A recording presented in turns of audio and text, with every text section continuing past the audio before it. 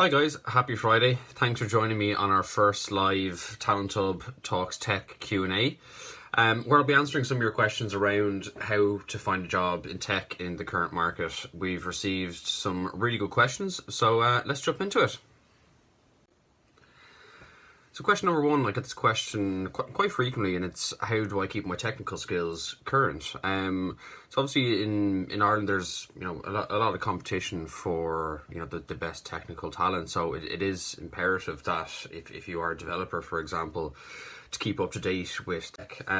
There's so many courses out there, and especially throughout COVID.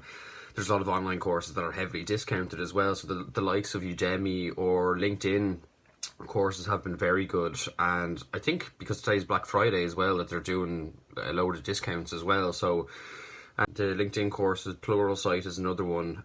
There's loads of online courses that you can do, and then also contribute to open source projects as well.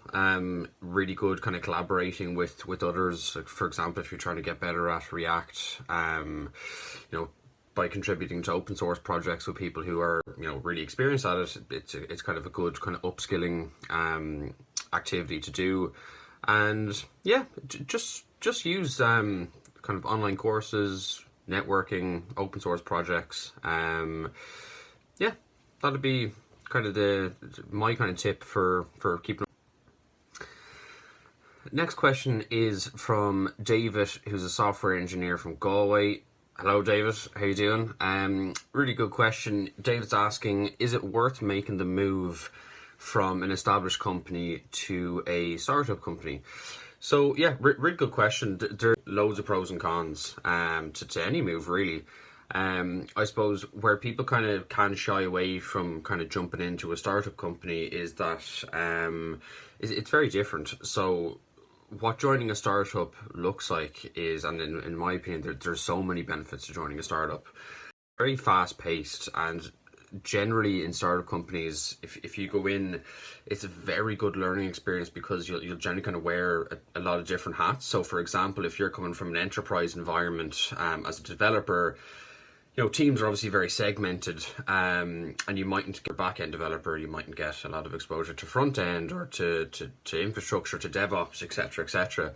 So when you go into a startup, because it's quite fast-paced, you'll get that opportunity where you're going to be collaborating with so many different teams, you'll be getting exposure to loads of different areas within tech.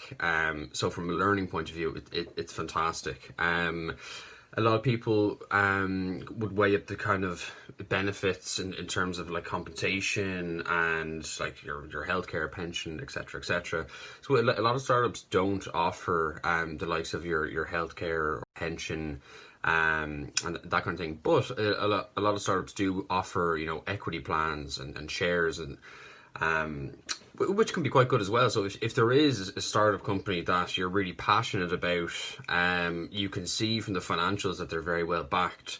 It's a product that is excelling down the line. I would jump in because generally speaking, with startups nowadays as well, is they're all using the latest technology, and you are going to be getting exposure to loads of different areas. So depending on the company, it can be a bit daunting, obviously, coming from. Next question, what can be other choices for a career after 8 years of experience as a QA? So yeah, if you've been a QA analyst or engineer for the past 8 years, obviously that's extremely valuable experience. Where I would advise kind of taking that next step would be, I'm not sure if you've been kind of focused on manual or automation QA, but a lot of companies are obviously, and I'm sure you know this already, are moving towards automation. So if you're looking to kind of take your experience, I would highly advise getting as much exposure to automation as you can. Also, there's a huge demand, which I'm seeing grow massively over the last couple of months and throughout the whole year, is a lot of companies are looking for SDETs, so software developers, software development engineers and test. So if that's something you'd be interested in, kind of complementing your QA experience, and if you've an interest in development, that'd be a huge and growing area to get into. There's a massive demand, as I said, for companies out there, and it's quite a niche skill set in Dublin.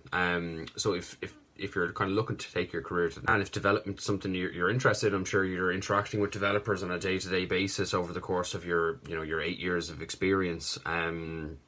So yeah, looking to maybe doing some online courses, ask for kind of mentoring if you're in a team or if you're in a company that has development teams, relation with your manager or your team leader, whoever it might be, that you're interested in getting some exposure to it. So yeah, that'd be kind of how I would see if you are a QA for the last number of years, and if it's more manual based, getting into automation and development is really going to kick on your career to that next level. Some good questions coming in here. Suresh asks, can you give me advice finding a development job on a Stamp 1 visa? So yeah, this is a question I get quite frequently, whether it's Stamp 1 or Stamp 2, even Stamp 4. So great thing about Ireland is it's very diverse. There's people coming from all over the world to work in Ireland. So yeah, for a lot of people, it can be a bit of a struggle, Suresh, to get that kind of first foot in the door, first role when you're on a Stamp 1, where I suppose my advice, where I can see not getting that first kind of meeting to kind of start the process, is it's all about presenting your skills, and not necessarily just from a CV standpoint. So specifically, you're asking for a development job. The best thing to do, in my opinion, is to have a really good portfolio. So that would be like either uploading your coding skills to the likes of GitHub or Stack Overflow, for example, because when you send your CV, having the portfolio is just going to showcase your skills to the hiring manager, and they can see straight up Suresh is brilliant. I really like his style of coding, his knowledge, and I'd love to kind of start the process. So obviously, being on Stamp 1, you would need a company to sponsor you, and yeah, like dealing with recruiters, a lot of our clients, for example, would be primarily looking for people who have Stamp 4 or a Stamp 2 visa, and we do have a number of clients that will sponsor. I suppose it is a little bit less, like naturally companies will be looking for people who can start work from the get-go and lived abroad as well. So I can understand the the pain of kind of trying to get that first meeting. But it's really about patience. There are so many companies out there that will sponsor people. So Suresh, my biggest advice would be just to have your portfolio really jumping off the page and really standing out, because that will that will help you increase the chances of getting that kind of first interview. And then also from a networking point of view, I suppose now it's a little bit more difficult because of COVID, but there are so many different kind of virtual meetups, and again it's all about networking, because there are a lot of companies that will offer sponsorship. So just keep an eye on companies that are maybe hosting webinars or virtual events or wherever it might be, and just kind of starting those conversations with the right people. And then even just from, I suppose, if you're targeting a specific company, try and connect with, potentially what you deem to be a decision maker, or development manager, and just try and network with them. Maybe try and meet up for a virtual coffee, or even to take a phone call, because I see a lot of people who have this kind of machine gun approach, where if they're on a Stamp 1, they're just going to apply for every job under the sun and not really have a focus of how they're actually going about their job search.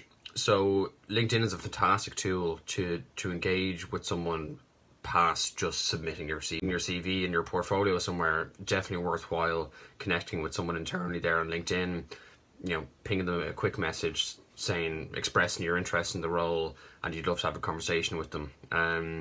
So yeah, that'd be my advice. Just kind of think past just applying for so engage with recruiters. Feel free to give me a shout.